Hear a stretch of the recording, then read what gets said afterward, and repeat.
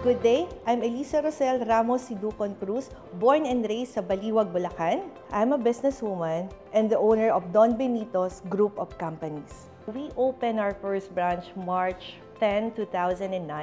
It's a gift from my mother-in-law and my father-in-law. And then I remember, nag-usap kami ni Kaloy kung paano namin talaga papalakihin. Lahat ng benta nun, iniipon namin. And then, yun yung money namin pangpatayo na iba-ibang branch. And then may business ako that time also. I have a fashion accessories that time. Kaloy is a lawyer. So talagang lahat ng pera namin, pinagsasama-sama namin.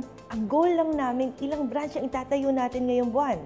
And then naka-pipeline yon sa aming mag-asawa. Walang luho, siguro pinakaluho na namin that time, good food. Parang kakain kami mag-asawa.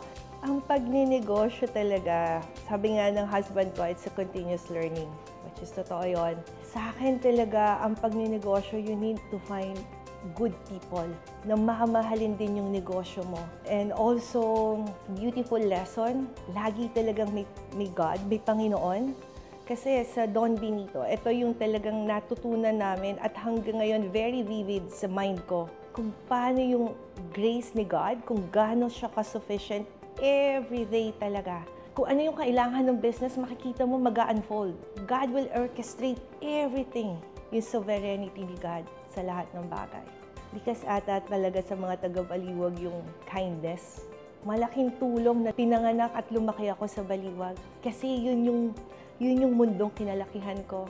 My mom is a teacher and tatay ko ay isang sundalo. And bilang anak ng isang guro, it's her joy na makita yung anak niya na may award. If my mom is watching, this is for you.